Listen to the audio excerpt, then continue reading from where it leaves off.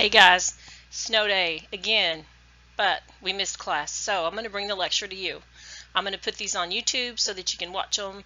There's really going to be more audio than anything. This is just an intro video. You can see my dog in the background that wants to be in the snow. He's not going out in that mess. Get you something to drink and a snack, and let's get through chapters 1 through 5. Okay, before we start talking about the content that's on the slide, I just want to have you look at page 2. The big box 1.1. This is just interesting. It's nothing I'm going to make you memorize for a test. There's really no need to know these dates. It's just to realize that over the past 150 years, but even over the past 20 years, 30 years, there's been so many advances taking care of moms and babies. Mainly look at 1953. This chick called Virginia Apgar. What do you think she came up with? She was an anesthesiologist. Yeah, she came up with the Apgar scoring. I guess she saw so many babies and she realized that with 3 different nurses you're going to get 3 different determinations of, is this baby okay? Do I need to wait? One nurse would probably say, oh, it's fine, we'll wait. The other one would probably be like, oh, no, we need to do something now. And the third one may even say, I don't even know what to do. So this simple Apgar scoring system allowed them to be more consistent with our care that we give them and to intervene quicker. So 1953, just interesting. 1960s, external fetal monitoring was invented. Before that, they would have to have that funky looking otoscope that they would put it in, like on a headphone, and put it on the mom's tummy to listen to the heartbeat and then just feel for contractions. So that's just been in the 60s. 1976, first home pregnancy test. A lot of us have used those. Some of us got 2 because the first one being positive, we thought the second would be less positive. Doesn't work that way. 1996, FDA mandated folic acid be fortified in all breads and grains in the United States. So the question is, why do we need folic acid and why should we fortify these breads and things? Well, we all know, and the first thing that should come to mind is neural tube defects, like spina bifida, that kind of thing. So these are just interesting facts. There is one more thing I want to bring to your attention that I didn't see on this list, but it's still very important. When you go into labor and delivery and you go out of our little room in the young room and you go to your left, and there's this little nurse's station that's usually empty. There's not many people there ever, but there's some frames hanging up there. I want you to read those frames. This is something called the anti-dumping law. It came into effect in the 80s when a lot of general practitioners stopped delivering babies because liability insurance like tripled that year. So the act is called EMTALA, the Emergency Medical Treatment and Labor Act. It's a federal law that requires anybody that comes to the emergency department to be stabilized and treated regardless of if they have insurance, the ability to pay, any of that stuff. If they're pregnant, a doctor has to determine them stable. You can't, just because a small hospital doesn't deliver now, we can't say, oh, we don't deliver, so you go somewhere else. You still have to take them and you still have to stabilize them, and if that means delivering them or transferring them for delivery. So those are just important things to think about as far as advances here. Some other things to think about is, although there's been these advances, we still have problems. The lack of access to prenatal care. Wilbarger County does not have a pediatrician or a doctor that delivers babies, and this is so in so many small communities. I guess as far as if you're in Wilbarger County, you have Childress and Seymour are the only 2 besides Wichita Falls that's within that 50, 75 mile range there that delivers babies. So just access to care is a big deal. We don't have a health department in Wilbarger County anymore, in Vernon especially, so it's more difficult for teenagers to go and get contraception and those kind of things, especially if they don't want to let their parents know that that's what they need. Okay, let's start on the first slide now. By 2060, and this is going to be back over on page 1 just a little bit. The box just got us a little bit behind there. Okay, so by 2060, the minority of the population is estimated to be composed 43% of non-Hispanic whites. This is going to have the result of a previous majority becoming more of a minority. The predictions are 14% African American, 28% Hispanic, 11% Asian American, and 2% American Indian or Alaska Native. You don't have to know these percentages, just the fact that the word minority is changing. But the reason we need to know as far as ethnicity is because there's different groups experience different risks depending on your ethnicity. Possibly a shorter life expectancy, higher infant mortality rates. So as far as morbidity and mortality rates for African American, Native American, and Hispanics, when compared to Caucasians, these are the things that they have to look forward to. These risks: shorter life expectancy, higher infant and maternal mortality rates, more birth defects, and more STIs. These disparities are linked to biological factors, which would include the food that you have access to, your groceries, how many people can afford to go and spend $200 or $300 a week on groceries. They're not getting cheaper. Exercise is included in biologic, genetics, age, gender. Can we modify? Are these modifiable? Some of them. Food, we can go to the food bank possibly, get on food stamps. Exercise definitely, but not genetics, age, and gender. We can't fix those. Can't change them. Environment. Low-income housing in big inner cities. One example is that the asthma rate is higher in inner cities in these big, huge apartment complexes because of roaches and their feces. It actually causes more asthma. Socioeconomic, that has to do with your educational level as well as your financial status. Health behaviors. What have we learned from our parents, possibly from our culture, grandparents? And then there's social determinants. These are non-biological factors that affect or influence health. Do you have a good social support? Do you have a safe place to live? Those are all good questions. So who comes to the rescue? Who's going to come and eliminate some of these disparities? I'm going to tell you. HRSA, you're going to hear that a lot. Health, Resources, and Services Administration. A national effort. They have collaborated with over 900 community health centers. Let me give you an example of what HRSA does, okay? This is something you might be interested in. Once you get finished with your education and you pass your state boards, you can apply for a grant that will pay a lot of, or maybe even all of your student loans if you meet specific criteria. Say you work, one grant is if you work in an underserved population, such as Wilbarger County, the surrounding counties. If you are a minority, there's just so many different grants. So I strongly advise you to go to the HRSA, HRSA website once you get complete. And if you have some student loans, they'll definitely help with that. There's the NPA, National Partnership for Action to End Health Disparities. There's IHI. I've added some links on Canvas. There's some links here in your textbook. I've added those to a page. I think I put it in everything else. I can't remember where I put it, but it's easier to click a link than to type all that in. So NIH, National Institute of Health. This funds research and training for minority researchers. NINR, National Institute of Nursing Research, promotes health equity and eliminates health disparities. Everybody knows what the CDC does. We know that they provide data, they measure progress. They're the guys that come in, that and the WHO, whenever we have some nasty thing like this coronavirus that hits. USDHHS. Okay. It used to be the United States Department of Health. They just keep changing the initials on that.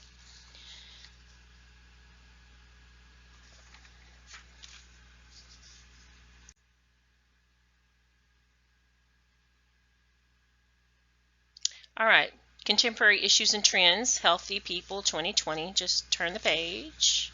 There you go. All right, this was a 10-year national objective to improve the health of Americans. The Healthy People 2020 was for Americans. There were 4 overarching goals based on risk, health priority, preparedness, and prevention. Out of these, 33 were related to maternal, infant, and child health. You can look at box 1-2 on page 3. In December 2010, they launched this, so it's been a while. These overarching goals can be found on page 3, and here's the gist of them. Number 1, attain high quality, longer lives free of preventable disease, disability, injury, and premature death. Number 2, achieve health equity, eliminate disparities, and improve the health of all groups. Number 3, create social and physical environments that promote good health for all. And number 4, promote quality of life, healthy development, and healthy behaviors across all life stages. So those are kind of the 4 main things that I need you to remember as far as that, and that is for Americans. Now let's look and see, these are very vague objectives, so let's look to see specifically how were they going to get to this. So this was from box 1.2.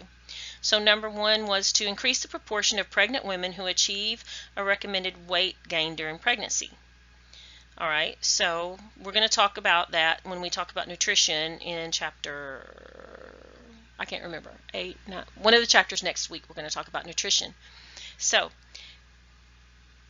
who do you think at the doctor's office is going to be most likely to assist talking to mom about weight gain or lack of weight gain? Some of us gained 50 pounds with most of our pregnancies, and that's not a healthy weight to gain.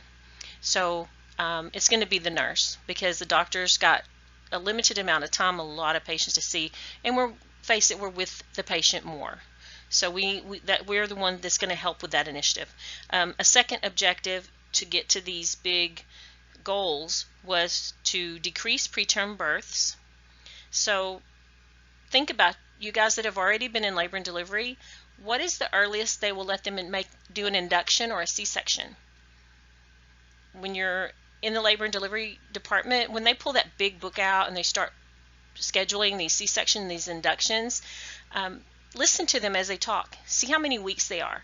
We're not supposed to induce or take a baby unless they're at least 39 weeks. And those are the new guidelines. They have to have a very good medical reason to take a baby before that. If they deliver on their own, that's different. We do what we can to prolong it as long as we can, but to initiate a labor and delivery, 39 weeks is the deal. And they've gotten a lot better at that. The third thing here, the third objective would be to reduce the proportion of breastfeeding newborns who receive formula supplements within the first days of life. Okay, that may sound silly now that we know if you've been in postpartum, there's a lot of breastfeeding going on compared to even 10 years ago. But 10, 15 years ago, we also gave these fancy little gift bags from Similac or Enfamil. Whoever received the grant for WIC is usually what we would stock the most of. And they would have 6 bottles of milk in them. And we would freely supplement. I'm tired, I don't want to breastfeed right now. Okay, well just go give the baby a bottle. Well, we don't do that now. We want this baby to have breast milk from day 1, from the first hour. So those are some things that we've done differently to help promote breastfeeding. Let's look at the Millennial Development Goals. This is on page 4, box 1-3. There were 8 goals to be achieved by 2015. Realize this is a fairly new book, but it takes time to get statistics and to deal with them once you get them. So these developmental challenges were for the world, for worldwide challenges. 189 nations and 147 heads of state signed this in 2000. Goals 3 through 5 relate specifically to women and children, and this is really all I need you to know about it. Number 1, no poverty. 2, no hunger. 3, good health and well-being. 4, quality education. And 5, gender equality. These were supposed to be worldwide initiatives.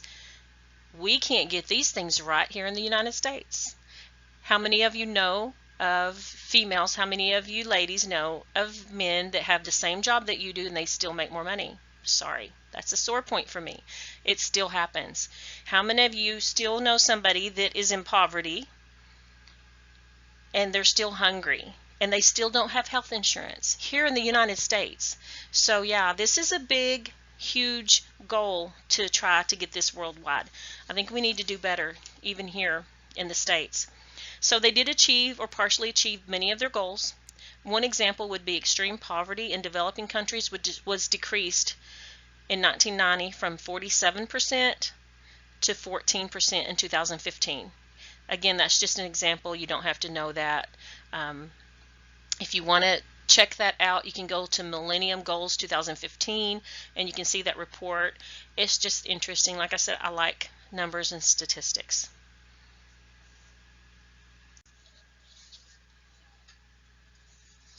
Integrative healthcare. This just includes complementary and alternative therapies. It's focused on the whole person, not just the disease process and one little part of what's making somebody sick. This allows more autonomy, and there's some examples. I'm sure you can think of a couple before you even look at the list. How many of you have had a massage? How many of you have had acupuncture? I have not done acupuncture. Don't want to do that. How many of you have gone to a chiropractor? These are all complementary or alternative therapies. I've heard of a physician there in Wichita Falls that does acupuncture for back pain. I would be willing to try it. What about macrobiotics? This is an approach that diet emphasizes whole grains and fresh veggies. This diet avoids dairy, meat, and processed foods. Kind of a vegetarian, yeah.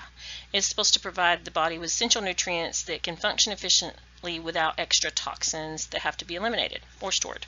Herbal medicines. Anybody, I'm sure all of you have heard of the latest craze to prevent the flu or viral infections, and that's elderberry. We've been using it for years. A farrier friend of ours introduced us to whatever, told us about it a long time ago, and I was skeptical, so I researched it, and it seems that it does have antiviral properties. It's called elderberry. It's from a plant there in Colorado, and now you can get it in just about any form.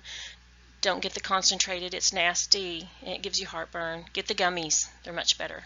It's supposed to work well. Okay, massage therapy, biofeedback, medication, yoga, chelation therapy. Think of guided imagery. Sometimes these things can be a distractor, and it can change that gate control theory of pain, how it like interrupts that process. So one more thing on this slide, and it's NCCIH. You don't have to memorize this. It's just to know that the National Center for Contemporary and Integrative Health researches and evaluates these alternate therapies to decide whether they're up to snuff or not.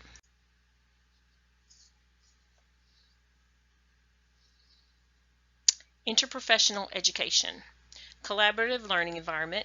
That is just where faculty and students from 2 or more health professions create and foster a collaborative learning environment. Say the ADN program gets with the LVN program and gets with the dentistry program and decide, here's a need, this is something we need to look at. Box 1.4 on page 4 has the WHO. Everybody's heard of them. National Academy of Medicine and others developed practices for competence. The main reasons would be I'm tongue-tied. The 4 practice competencies are values and ethics, roles and responsibilities, communication, and teamwork. Communication is the biggie here. Lack of communication is a major cause of errors in healthcare. One example would be on the postpartum floor. Sometimes there can be a disconnect. There's so many different charting areas for labor and delivery. Once the baby gets to postpartum, it may have fallen through the cracks that this mom had ruptured membranes for 20 hours. And that's a big deal when the baby starts kind of going south and you're like, oh, we've got a little temp, we've got some increased respirations, and we need to know that information. SBAR, you all know what it is. Situation Background Assessment Recommendations. We use that on a daily basis. Team steps. That's to improve communication and teamwork. and conflict resolution. It revolves around patient safety by improving satisfaction, reducing errors, improving patient outcomes.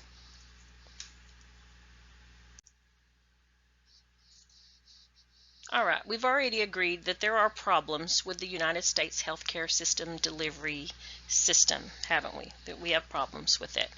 So, here are some of the problems. Structure of the system itself.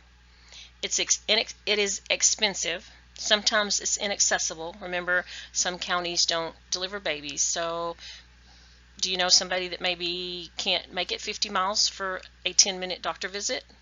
Yeah, I do. Lots of folks don't have a car, or they don't have a dependable car. Maybe they don't have the gas money to get there. There's all kinds of problems there. eHealth is an opportunity to help bridge that gap. We have access to 24/7 Call-A-Doc on our insurance. I haven't tried it yet. Some people have. If it's a minor, I've got a sore throat, I have this rash, I could actually show them a picture, you know, those kind of things. They could help us out with those things, antibiotics and such. Reducing medical errors. The third leading cause of death in the United States is from med errors. What do we do at the hospital now? Before you administer an injection, an infusion, or a tablet, what do you have to do? We go through a process, don't we?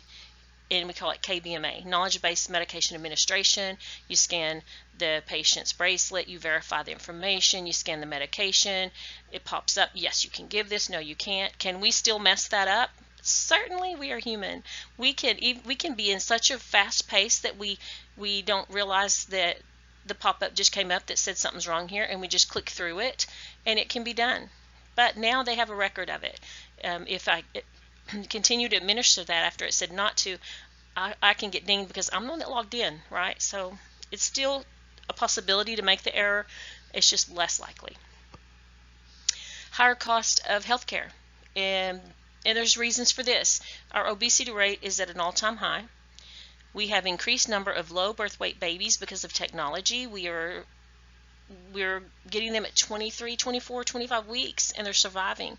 Unfortunately, when they survive at that term, they have so many more health problems, so many more. Advanced practice nurses can help with this.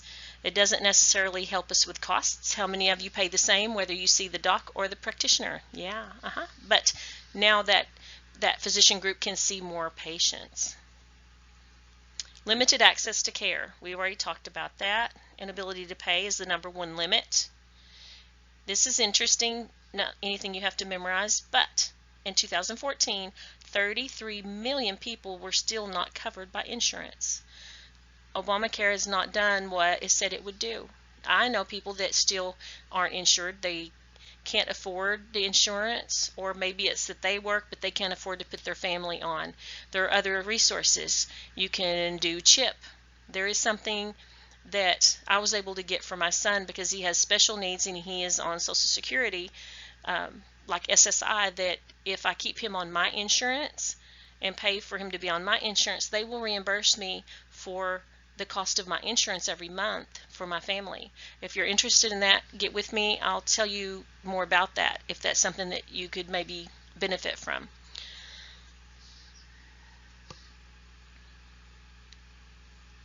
Healthcare reform, Affordable Care Act. Is it really affordable? Have any of you checked on the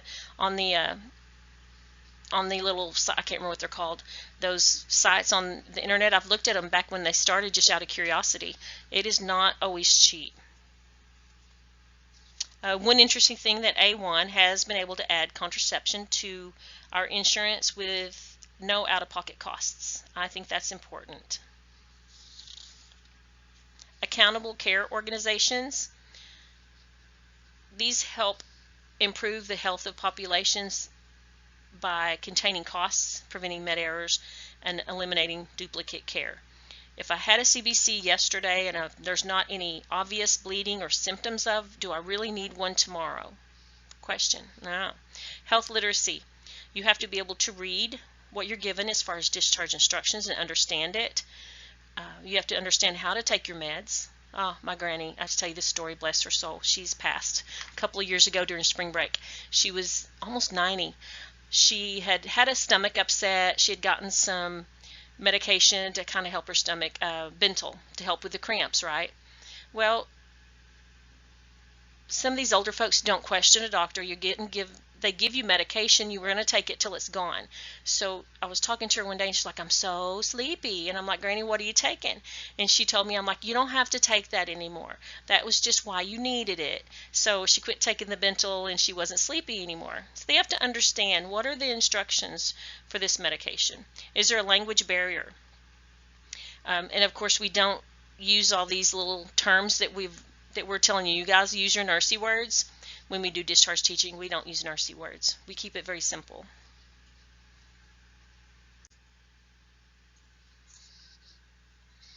All right, trends in fertility and birth rate. So the highest birth rates are in women between the ages of 25 and 29. You have a box on page 6 with some biostatistical terms. You can take a look at those. The CDC and other groups track these statistics in relation to age, ethnicity, etc. Low birth weight and preterm. We look at morbidity when it comes to, and mortality rates for a baby less than 2,500 grams. That would be about 5 pounds 8 ounces. It increases with that size. As they get the lower end of the weight, their mortality and morbidity increases. This can be caused by low birth weight, which can be because of being a twin, multiple birth of some sort. Other reasons would be a non-Hispanic black infant. They're twice as likely as non-Hispanic white infants to be low birth weight and die the first year of life. Other reasons would be mom smoking, because it causes prematurity and growth restriction. So that's important reasons for low birth weight: smoking, prematurity, growth restriction. International infant mortality trends. In the United States in 2010, there were 6.1 per thousand infant mortalities. Again, another reason is the high rate of low birth weight infants. Maternal mortality in the U.S. was 17.3 for 100,000 live births, and that was in 2013. Now, this rate is going to be higher in African American women than Caucasian. That's why we have to kind of know the ethnicity, because of the risks are higher in certain ethnic groups.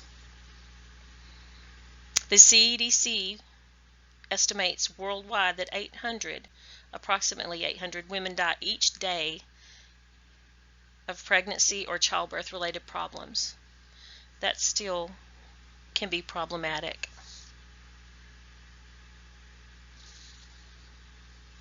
The leading cause of maternal death in the United States is cardiovascular disease. Other reasons are infection, unsafe abortions, and age. If you're less than 20 or over 35, your risks are higher. Lack of prenatal care, low educational level, unmarried status, and non-Caucasian race are those factors that strongly relate to maternal death. Then we have maternal morbidity. This increases as the risk of health problems associated with pregnancy. So there's no surveillance for these available. There's no measure as far as the incidence of maternal morbidity.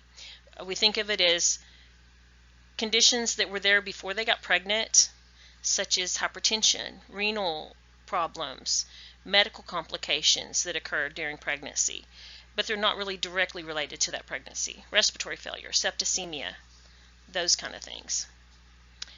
Obesity, just being obese. What do we think of with obesity? What are the two main things that are so detrimental to our health? Hypertension and diabetes. It leads to a high-risk pregnancy. Speaking of obesity, approximately 25% of pregnant women in 2014 were obese.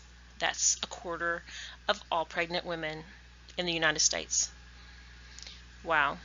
You know what else there's high risk for if you have a pregnant woman that's obese is decreased fertility, increased congenital anomalies, miscarriage and fetal death rates, Regionalization in perinatal services. These are different levels of care, with the regional center having a higher level, kind of like our trauma centers are labeled. Again, we talked about some areas not having practicing OB physicians or pediatricians. Therefore, they a lot of times will use ER as their doctor. We see that all the time. Ambulatory prenatal care.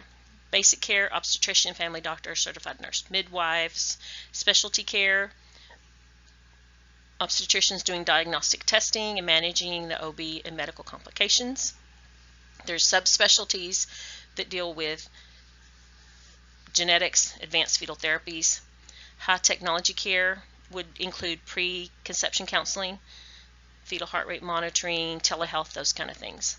Social media allows people to link up with other people with the same interests, questions, and just get some information. You can read over page 8, box 17. Y'all know about social media and do's and don'ts. At this point, y'all have got that.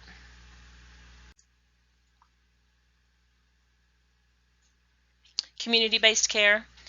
Technology allows for more home care options, ambulatory settings, even home care for new moms, baby checks. There's women's service there in Wichita Falls that will track mom while she's pregnant, as the baby's born, come in and just provide the resources. Maybe we don't have mom or grandma to say, hey, is my baby gaining enough weight? Do you think we're feeding enough? Just questions that sometimes we just don't want to ask the doctor. Maybe we're embarrassed. So there's also a new birthing center there in Wichita Falls. It's pretty cool. Childbirth practices, early assessment. We want to promote healthy behaviors. We want to promote better pregnancy outcomes by detecting these risks earlier. We want to improve nutrition, help with smoking cessation. Even though Medicaid covers pregnant women, if they financially fall in that aspect, there's still a lot of women that still don't seek out medical care. We'll be talking about that later. Midwives and doulas have become as good as physicians when taking care of low-risk pregnancies. They are registered nurses with education in 2 disciplines. The C-section rate is reduced for nurse midwives because they take a little more time with them. Involving consumers, we want to help self-management of care. We want to reduce the healthcare costs. Women are usually healthy when they enter the healthcare system when they're pregnant. This is sometimes the first time they've really been involved in the healthcare system, because if really nothing's broke, we don't go to the doctor, right? A lot of us don't go for those woman checks, as often as we should. And if you're young, it may be the first time you really experience this. So this is the perfect time to talk about nutrition, smoking cessation, stress management, violence, drug and alcohol treatment. International concerns. Postpartum hemorrhage, obstructed labors, no hospital access, HIV, positive parents. These are all international and local concerns. Human trafficking. We've had cases of that just recently in different areas in our clinical settings. This, again, is just not just an international concern. Be observant. If you feel like something's not right, you have to call the right department. There's a number in your book that has, once you get out and you're the person responsible and you feel like this needs to be reported, then it is your responsibility, just like CPS or Adult Protective Services, to contact someone. Genital mutilation. Cultural issues can affect childbirth. So this is illegal in the United States. Unfortunately, over 500,000 cases have either experienced this or are at a very high risk for this here in the United States. Just some interesting statistics.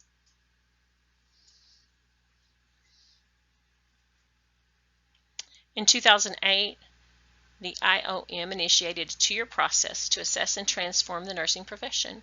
And these are the 4 things that they come up with. We should practice to the full extent of your education and training. Achieve higher education levels. That means going on, get your BSN. I bet many of you are going on, already planning on that. And also certifications. Whatever specialty that you end up in, you just continue to learn.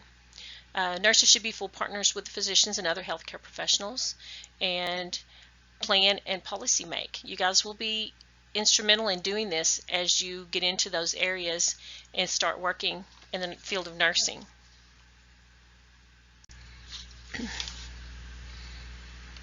Trends in nursing practice. How many of you know someone that has been going back to school to specialize? Family nurse practitioners, pediatric nurse practitioners, psychiatric nurse practitioners. You guys have so much to look forward to with your education, and it's just limitless what you want to do. Lactation consultants, those are important.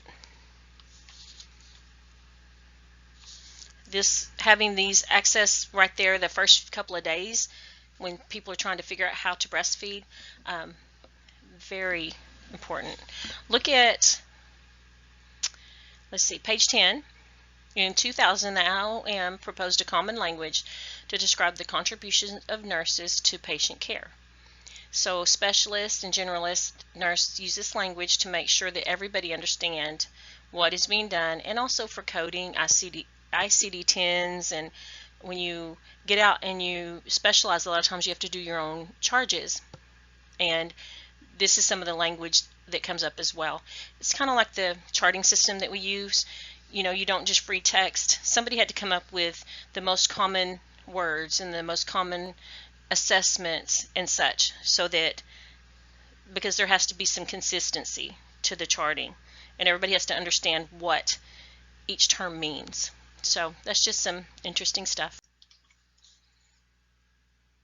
All right, we're almost done with this chapter. Don't let your eyes glaze over just yet. Evidence-based practice.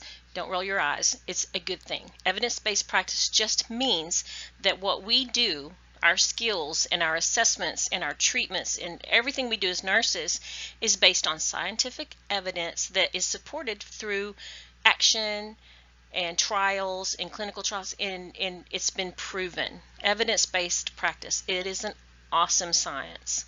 So, the Association of Women's Health, Obstetrics, and Neonatal Nurses is called AWHONN. You're going to see boxes throughout the text, like on page 10. They'll always be in green boxes, and take some time to look through a couple of those. Cochrane Pregnancy and Childbirth Database. These people oversee the data received from these controlled studies that provides us the evidence-based knowledge that we need. You can read over on page 9. There's 6 categories. Let's look at Joanna Briggs Institute. It looks at the current practice and decides, is it supported by science, is it not supported, or does it warrant consideration?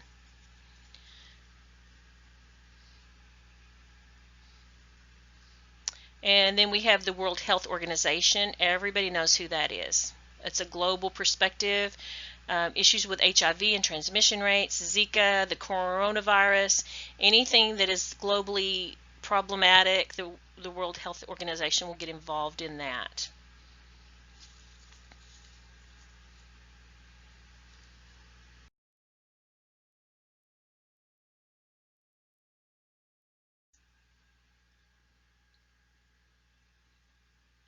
All right. More standards of practice and legal issues. Look at the Joint Commission Do Not Use list. We don't really need that unless you're someplace that really doesn't have computerized charting. Sentinel events.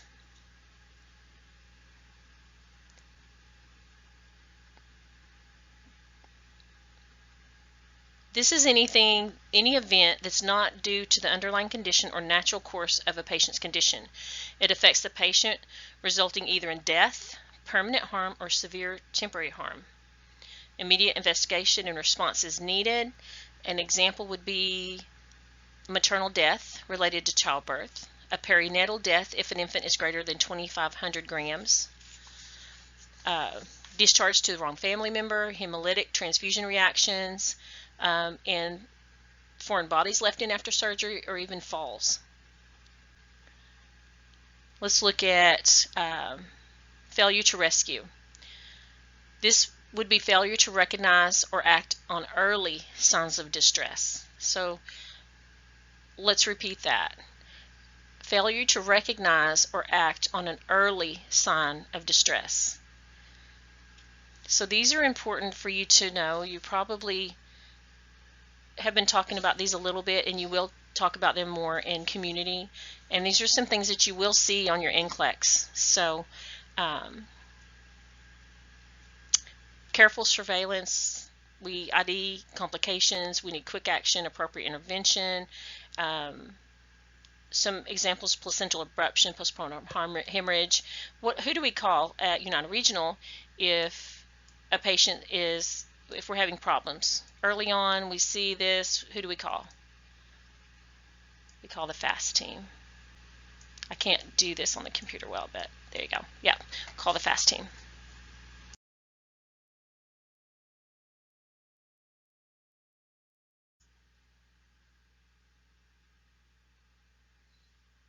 Ethical issues in perinatal nursing, technology, scientific advances, informed consent.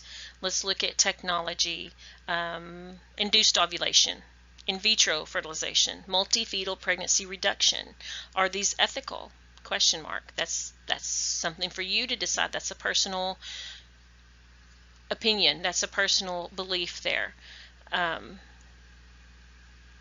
Menopausal women, should they have babies just because they can? Women with HIV positive, should they be allowed to have in vitro? What are the rights of the embryo? On one of our pages in here, it tells us that the embryos have rights, and if there's a divorce, then that's their community property at this point. Informed consent. Informed consent is responsibility lies with the person performing the procedure. So if you go in and you have someone that needs to sign a consent and they start asking questions, what is your next step? Do you just say, well, the doctor will answer them later, just sign this, we need to get you to surgery? No, you have to, at some point you have to realize, yay, they're not fully informed and I can't have them sign this, and I need to call the care provider back and say, okay, you need to explain this better, because they don't understand.